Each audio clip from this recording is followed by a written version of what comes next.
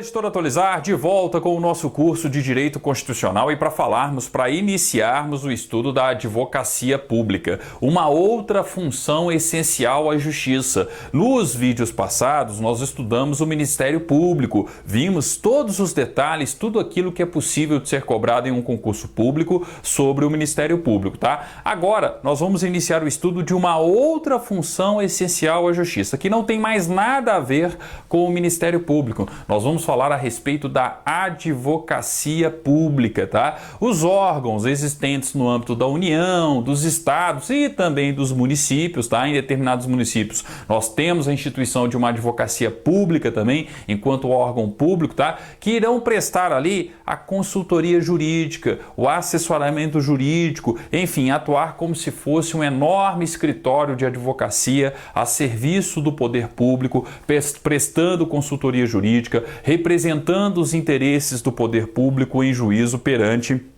o Poder Judiciário, tá? Então, falei da advocacia pública não tem nada a ver com o Ministério Público. A advocacia pública é como se fosse um enorme escritório de advocacia capaz de prestar consultoria jurídica, assessoramento jurídico e representar judicialmente os interesses da União, os interesses de um estado, os interesses de um município, tá? Perante o Poder Judiciário, ok? Naturalmente, a Constituição da República ela se dedica mais à Advocacia Geral da União, ao, entre aspas, enorme escritório de advocacia que está a serviço da União. Falo um pouco também da Advocacia Geral dos Estados, também chamada de Procuradoria Geral dos Estados, tá? Mas nada menciona com relação aos municípios. Isso está a cargo de cada lei orgânica no âmbito de cada município, tá? Da mesma forma que a regulamentação, né, mais por completo aí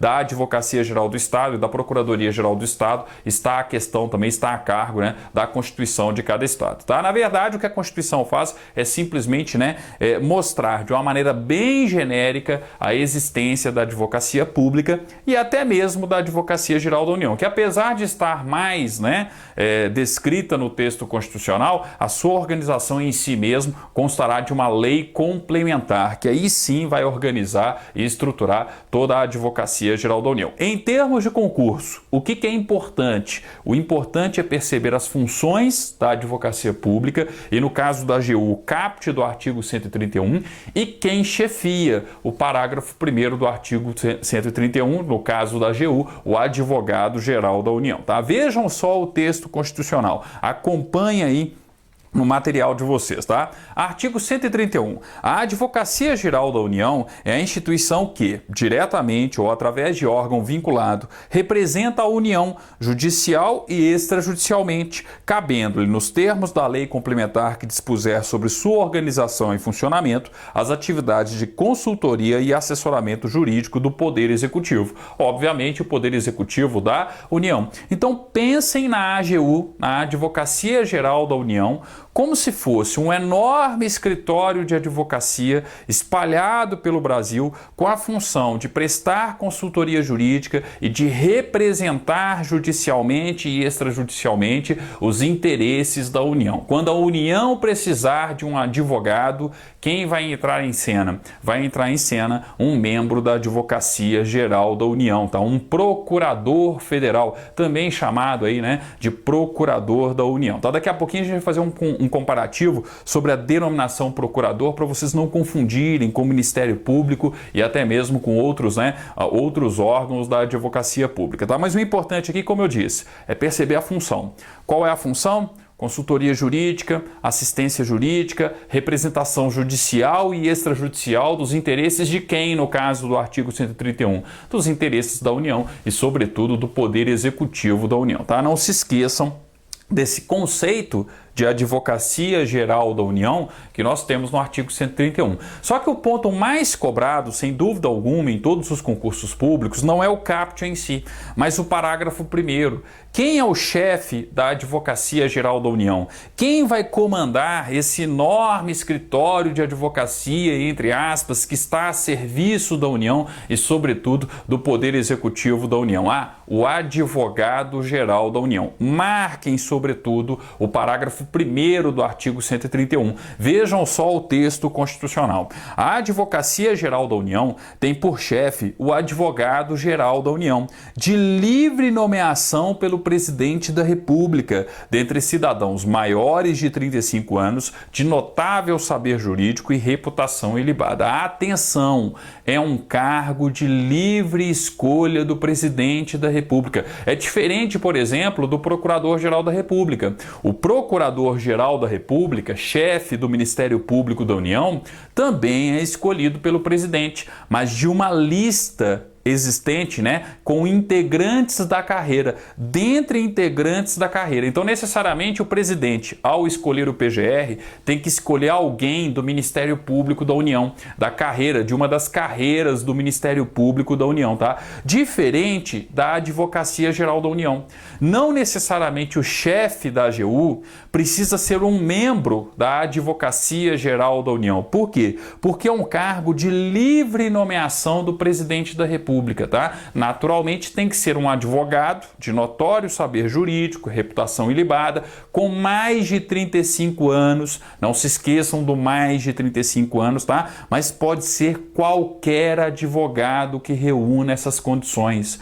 Não necessariamente precisam ser um membro da advocacia pública. Atenção a este detalhe, é uma das principais pegadinhas, sobretudo se eu falo de provas como provas da CESP, provas da ESAP, provas de certo e errado, tá? Eu tenho que lembrar que é um cargo de livre escolha do presidente, não necessariamente tem que ser alguém da carreira da Advocacia-Geral da União. Aquele velho ditado popular, né? Médico, advogado e mecânico, todo mundo tem o seu, o presidente da República também. Ele vai colocar na chefia da Advocacia-Geral da União um advogado de sua confiança. Pode ser alguém da carreira da própria AGU, mas pode ser também um outro advogado, desde que ele tenha mais de 35 anos, tá? Notório saber jurídico e reputação ilibada. Detalhe importante também, não há necessidade de aprovação por maioria absoluta do Senado, tá? Não se esqueçam disso. Não há necessidade de aprovação por maioria absoluta do Senado do Advogado-Geral da União, tá? É um cargo de livre escolha do Presidente da República e de extrema confiança, né,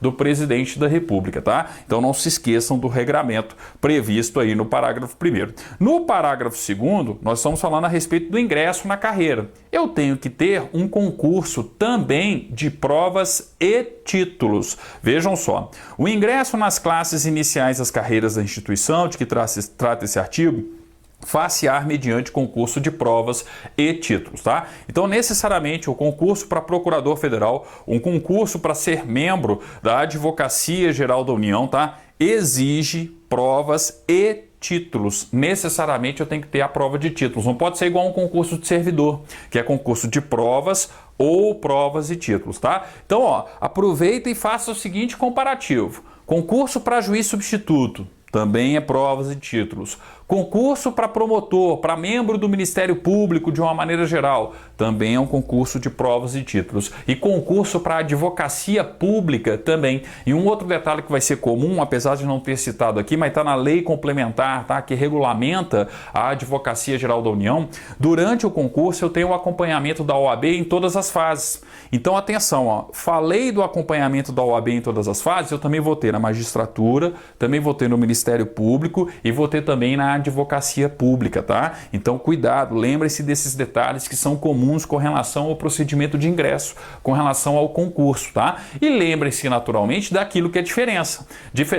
Daquilo que é diferente, né? Daquilo que representa uma diferença. Eu posso afirmar que é, né, necessário exigir pelo texto constitucional no mínimo 3 anos de atividade jurídica do bacharel em Direito para ser um membro da Advocacia-Geral da União? Não, tá? Então atenção, ó, eu não preciso da exigência de pelo menos 3 anos de atividade jurídica, como acontece com o juiz substituto, como acontece no concurso para membro do Ministério Público, tá? Eu preciso observar a regra do parágrafo 2º do artigo 131. O ingresso nas classes iniciais das carreiras da instituição de que trata esse artigo far-se-á mediante concurso de provas e títulos. E lá na lei complementar que regulamenta a Advocacia Geral da União, a gente vai perceber que existe também a participação da OAB, o acompanhamento da OAB em todas as fases do concurso. Afinal de contas, né, eu estou falando de um concurso para a advocacia pública, que mais do que nunca a OAB tem que participar, a OAB tem que acompanhar o concurso como um todo, fiscalizar o concurso como um todo, tá? E por fim, no parágrafo 3º, nós temos uma questão rara, porém pouca gente lembra dela no dia do concurso, tá? Atenção com o parágrafo 3º. Quando a União quiser cobrar impostos federais em juízo, entrar na justiça contra uma pessoa para fazer a cobrança judicial de impostos devidos à União, é um membro da Advocacia Geral da União que vai representar os interesses da União perante o Poder Judiciário em juízo? Não, é um membro da Procuradoria Geral da Fazenda Nacional. É como se fosse o escritório de advocacia da Receita Federal, o escritório de advocacia incumbido de cobrar impostos federais não pagos pelo contribuinte, seja pessoa física, seja pessoa jurídica, tá? Atenção ao texto do parágrafo 3º, vejam só.